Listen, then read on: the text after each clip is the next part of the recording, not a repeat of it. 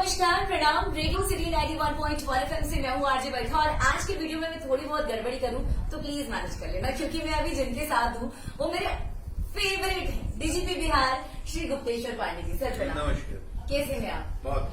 आज सर से बात कर रही हूँ, बड़ा अच्छा लग रहा है। खुशकिस्मती, मतलब कल से आप तो बोले बरखा गुड नाइट, कल मिलते हैं, बट फिर मैं सो नहीं पाई कि मुझे डीजीपी सर से मिलना है, मुझे बातें करनी है।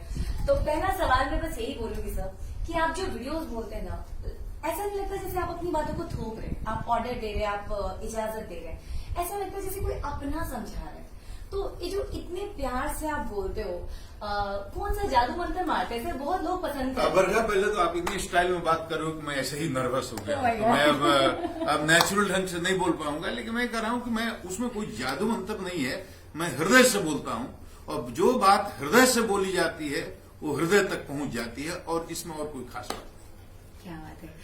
बेटियों को सर कहते हैं बड़ी छुई मुई होती है, प्यारी सी कली होती है, बट इस लॉकडाउन में जो हमारी बेटियों ने, पुलिस डिपार्टमेंट की बेटियों की अगर बात करूं, जो उन्होंने साहस दिखाया और जिस तरीके से डिसिप्लिन कायम रहे, लॉकडाउन का पालन हो, तो उनके हौसला। देखो, बेटियों के बारे में मेरी समझ अलग है। मैं समझता हूं जहां करुणा है वहां नारी है, जहां क्षमा है वहां नारी है, जहां दया है वहां नारी है, जहां सेवा है वहां नारी है, जहां त्याग है वहां नारी है, जहां कोमलता है वहां नारी है, लेकिन जहां शौर्य है वहां भी नारी है, जहां पराक्रम है वहां भी नारी है। इसलिए मैं कहता हूं कि नारी नहीं है सपना, नारी नहीं कहानी, नारी की गोद में ही पलती है जिंदगानी, ये घर घर की है लक्ष्मी, सिंदूर बन के दम के, मौका पड़े तो चूड़ियां तलवार बन के दम के। तो ये है कि नारी काम नहीं कर सकती, ऐसा नहीं है। इस मिथ को खत्म कर दिया है बिहार पुलिस की हमारी बेटियों ने, जो पुरुष सिपाहियों से भी ज्यादा मेहनत कर रही है इस लॉकडाउन। सही बात है सर। वैसे लॉकडाउन से क्वारंटीन की अगर बात करें तो सुनने में आता है व्यवस्था नहीं है, या मतलब खाने पीने। देखो बरखा, पहले क्वारंटीन के सिस्टम को समझो। पूरे हिंदुस्तान में सबसे अनोखा प्रयोग हुआ है हमारे माननीय मुख्यमंत्री जी के नेतृत्व में। बिहार में त्रिस्तरीय क्वारंटीन की व्यवस्था है। यहाँ ब्लॉक लेवल पर, पंचायत लेवल पर, विलेज लेवल पर। और जो आने वाले हमारे बाहर से लोग हैं, चाहे मजदूर हों, चाहे जो भी हों, हमारे भाई जो बाहर से आ रहे हैं, उनको भी 3 श्रेणियों में हम लोगों ने बांट रखा है। कि जो बहुत हॉट स्पॉट एरिया से आ रहे हैं ए कैटेगरी से, दूसरे कम प्रभावित क्षेत्रों से आ रहे हैं बी कैटेगरी से, तीसरे जो बहुत कम प्रभावित सिक्किम जैसे राज्यों से आ रहे हैं वो सी कैटेगरी से। तो तीनों को रखने की व्यवस्था भी वैसे ही की गई है। जो बहुत ज्यादा प्रभावित क्षेत्रों से आ रहे हैं ए कैटेगरी, उनको ब्लॉक लेवल के क्वारंटीन सेंटर पर, उसके बाद बी कैटेगरी वालों को पंचायत लेवल का क्वारंटीन सेंटर पर, सी वालों को गांव के लेवल पर, जो विलेज लेवल पर क्वारंटीन सेंटर पर। क्वारंटीन सेंटर पर ये प्रोटोकॉल भी बड़ा सुंदर बनाया गया। आप ट्रेन से आइए तब, जहां भी आपका टर्मिनेटिंग पॉइंट है वहां, या आप सीमा पर जब आते हैं किसी ट्रांसपोर्ट से, तो वहां जहां भी आप आइएगा वहीं पर आपका स्क्रीनिंग होगा, आपके खाने की व्यवस्था है। इसके बाद में आपको ट्रांसपोर्ट उपलब्ध कराएगी सरकार और आपको संबंधित ब्लॉक तक पहुंचा दिया जाएगा। वहां जाएंगे, फिर आपकी स्क्रीनिंग होगी। इसके बाद में आपको वहां क्वारंटीन किया जाएगा। आपके खाने की, रहने की, कपड़ा की, लत्ते की, जग की, मग की, बाल्टी की, तेल की, कंघी की, दवा की, दूध की, सब चीज की वहां व्यवस्था है। और वहां आप सुरक्षित होकर अपने घर जाएंगे 14 दिन के बाद, तो आपसे किसी को कोई संक्रमण का खतरा नहीं रहेगा। तो ये प्रयोग पूरे देश में अकेला बिहार कर रहा है इतना। तो अब उसमें जैसे आपने बात कही कि कहीं कहीं शिकायतें आ जाती हैं, तो आप सोचो ना कि 8,000 से अधिक पंचायतें हैं और इतने सारे सैकड़ों ब्लॉक हैं, और फिर ये सोचो कि विलेज कितने, लाखों की संख्या में। तो इतने बड़े पैमाने पर अगर ये व्यवस्था चल रही है, तो कहीं इक्का दुक्का कहीं कोई गड़बड़ी की शिकायत मिल जाती है, तो वो उसका नकारात्मक पक्ष है। लेकिन सकारात्मक पक्ष ये है कि बहुत ही अद्भुत प्रयोग है और इससे बिहार में संक्रमण रुकेगा। इसीलिए बिहार सरकार ने ऐसी व्यवस्था की है। नहीं, बात तो सही है कि जब बड़े लेवल पे हम कुछ करते हैं तो थोड़ी बहुत मिसमैनेजमेंट हो जाती है, जिसको हमें मैनेज करना होता है। सर, लॉकडाउन 4 का अब लगभग एंडिंग टाइम आ गया, तो आप सड़कों पे थोड़ा देखेंगे, अब थोड़ी सी भीड़ भाड़। नहीं, देखो, लॉकडाउन 4 को पहले समझो। लॉकडाउन 4 में जो भारत सरकार ने गाइडलाइन इशू किया, आप देखिएगा कि उसमें काफी ढील दी गई। अब आर्थिक गतिविधियां सारी चालू हो गई हैं, गांव में खेती का काम हो रहे हैं, छोटे छोटे उद्योग धंधे जितने हैं वो सब खुल गए। इसके अलावे आवश्यक सेवाएं तो पहले चालू थी, आपातकालीन सेवाएं पहले चालू थी, और बड़े बड़े मॉल को छोड़कर, पार्क को छोड़कर, होटल, रेस्टोरेंट और कोचिंग इंस्टीट्यूट और एजुकेशनल इंस्टीट्यूशन को छोड़ करके बाकी सारी चीजें खुल गई। और प्राइवेट कार्यालय खुल गए, सरकारी दफ्तर खुल गए, रोटेशन वाइज उसमें कम लोगों को आना जाना है, अलग बात है। तो सब कुछ एक तरह से खुल गया। तो जब सारी दुकानें इंडिविजुअल शॉप्स खुल गई तो किसके लिए खुले? पब्लिक के लिए खुले। तो पब्लिक तो रोड पर आएगी, तो भीड़ तो पहले से तीसरे दूसरे से आप तुलना करोगे तो ज्यादा हो ही गई। तो चौथा जो लॉकडाउन का चरण है, एक तरह से ये खुलने की प्रक्रिया है, लेकिन इसमें सोशल डिस्टेंसिंग को बनाए रखना है, इसमें मास्क का हमेशा प्रयोग करना है और अनावश्यक घर से नहीं निकलना है, क्योंकि ऐसा कोई काम ही नहीं करना है जिससे संक्रमण बढ़े। यानी कि ये हमारी जिम्मेदारी है कि हम कैसे सोशल डिस्टेंसिंग को मेंटेन कर सकते हैं, मास्क लगा सकते हैं। सर, आप बिहार पुलिस के सर्वोच्च पद पे हैं, बड़े बड़े लोग आपसे डरते हैं, और इनफैक्ट मैं तो खुशी के मारे सोच रही थी कि मैं कैसे मिलूंगी, क्या बात करूंगी, कैसे हाय करूंगी, कैसे हेलो करूंगी। आप जिनसे डरते हैं, अपनी बेगम साहिबा की बात करूं, धर्म पत्नी जी की, तो क्या डरते हैं? ये तो बड़ा ही अजीबा सवाल है, लेकिन ठीक है। आप ये जितने भी दर्शक आपके देख रहे हैं, सबसे यही सवाल करो। और कोई ऐसा मतलब कोई दुनिया में ऐसा मर्द नहीं हुआ जिसको अपनी बीवी से झगड़ा नहीं हुआ, और कोई अगर मर्द ये कहता है कि हमको अपनी बीवी से झगड़ा नहीं हुआ तो शायद वो मर्द है भी नहीं। तो ये होता रहता है आपस में, लेकिन बहुत प्यार करती हैं हमको, उनसे हमको कोई शिकायत नहीं।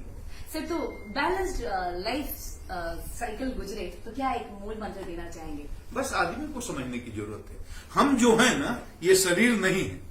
ये शरीर तो दिखता है, लेकिन इसके अंदर दो और चीजें हैं, एक को कहते हैं माइंड, एक को कहते हैं इंटेलेक्ट, माने मन और बुद्धि। सो समग्रता में अगर किसी को समझना हो तो केवल शरीर देख करके आदमी आकर्षित हो जाता है या विकर्षित हो जाता है, लेकिन उस सूक्ष्म जो यंत्र दो लगे हैं, मन और बुद्धि, अंग्रेजी में उसको कहते हैं माइंड और इंटेलेक्ट, उसकी क्वालिटी पर लाइफ में रिलेशनशिप डिपेंड करता है। उस चीज को बारीकी से समझना चाहिए और ऐसा कोई काम नहीं करना चाहिए जिससे दूसरे को तकलीफ हो। सब एक ही ईश्वर के अंश हैं, एक ही परमात्मा के अंश हैं, सबकी इज्जत करना और सबके साथ एडजस्टमेंट बनाकर चलना, यही जीवन को संतुलित बनाने का मंत्र है। सर, एक सवाल, आप जब बोलते हैं तो बहुत सारे यूथ्स के मन में आता है कि मुझे आपके जैसा बनना है। इनफैक्ट मेरे भी मन में आया कि मैं भी सर की तरह बनती। तो सर, जितने भी बच्चे जो यूपीएससी बीपीएससी की तैयारी कर रहे हैं, जो आपके देखो बरखा, एक बात बेटी, कोई किसी की नकल नहीं करे, कोई किसी की तरह बन जाए, ये संभव नहीं है। हर आदमी यूनिक है, लेकिन ये भौतिक ऊंचाइयां जहां है, आईएएस किसी को बनना हो, हमारे तरफ बनने का मतलब क्या है? हमारे तरफ कोई नहीं हो सकता, मैं आपकी तरह नहीं हो सकता, और कोई इसकी जरूरत भी नहीं। हम एकदम इंडिविजुअल आइडेंटिटी हैं, लेकिन मूल बात यह है कि हम एक ही सोर्स से आए हैं, तो ओरिजिन हमारा सेम है। भौतिक ऊंचाइयां अगर हासिल करनी हो, किसी को आईएएस बनना हो, आईपीएस बनना हो, या डॉक्टर बनना हो, इंजीनियर, या जीवन में कुछ भी बनना हो, तो वो उतनी दूरी तक मेरी नकल कर सकता है। बहुत आसान है। मैं तो सबको कहता हूं, जितने छात्र हैं, चाहे वो लड़कियां हो लड़के हो, कि सबसे आसान काम है भौतिक ऊंचाई। आप डॉक्टर, इंजीनियर या आईएएस, आईपीएस कुछ भी बनना चाहते हो, इससे आसान कुछ भी नहीं।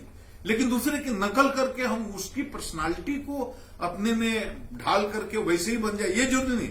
उसके आइडियल को, उसके आदर्श को आप अपना ये रखिए, लक्ष्य रखिए, उसके हिसाब से आगे बढ़िए। भौतिक ऊंचाई प्राप्त करने एक ही तरीका है, मन द्वारा, अपने बुद्धि द्वारा अपने मन पर नियंत्रण, इंटेलेक्ट द्वारा माइंड को गवर्न करना। मन तो बहुत कुछ करता है, हम नहीं कर सकते, क्योंकि उसमें कानूनी प्रतिबंध हैं, सामाजिक प्रतिबंध हैं, उसमें धार्मिक प्रतिबंध हैं, बहुत तरह की बातें हैं।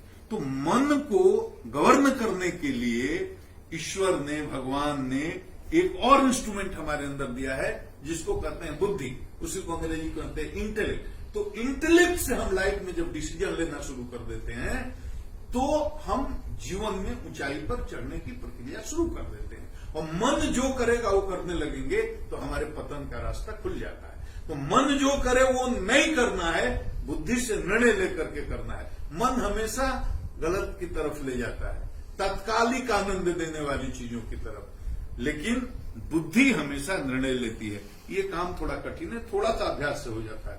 तो जो स्टूडेंट इसका अभ्यास कर लेंगे, मन जो करता वो नहीं करेंगे, बुद्धि से डिसीजन लेंगे कि ये हमारे करियर में ये सहयोग, इससे होगा, नुकसान होगा, या हमारा उत्थान होगा या पतन होगा।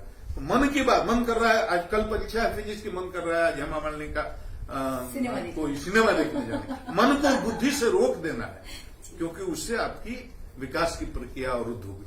तो जिसका जितना मन पर अधिक नियंत्रण होगा वो उतनी ऊंचाई पर जाएगा। यही मंत्र है, इसी को सीखना। क्या बात है। तो डीजीपी बिहार श्री गुप्तेश्वर पांडे जी की बातें सुन रहे थे और हम भूल गए कि मेरा वीडियो लंबा होते जा रहा है, मुझे थोड़ा शॉर्ट करना है। बट इतनी अच्छी अच्छी बातें, मतलब आप बोलोगे सर कि मैं बस आपके सामने बड़ा ही हाँ करी हूँ, बट मेरा एक था कि मैं डीजीपी सर से मिलूं, गुप्तेश्वर पांडे जी से मिलूं, और आज वो मेरा एक सपना यहाँ पे पूरा हुआ है। So thank you so much sir. Thank you बरका। और 2 लाइन कुछ आप रेडियो सिटी 91.4 FM के लिए कह रहे हैं। नहीं, बहुत बढ़िया है। रेडियो 91 के लिए मैं इतना, एफएम के लिए 91 के लिए मैं इतना कहूंगा कि आपके माध्यम से जनता तक ये संदेश पहुंच रहा है, पहुंचना चाहिए। आपकी बहुत बड़ी जिम्मेदारी है। तो हम लोग जो भी लोक जागरण का काम करते हैं तो वो आपके माध्यम से पहुंचे और लोकतंत्र के चौथे स्तंभ के रूप में ये दीपक हमेशा जलता रहे और रोशनी देता रहे। आपका ये रेडियो एफएम, यही मेरी और शुभकामना। आधी लाइन मेरे लिए कुछ। बरखा, आप बहुत बढ़िया एंकरिंग करती हो और मैं जीवन में पहली बार किसी एंकर से नर्वस हुआ हूँ, वो आप तुम होगा। Thank you so much. बस फिर मिलेंगे कभी। रेडियो सिटी 91.1 FM सुनते जाए, रग रग में दौड़े पटना।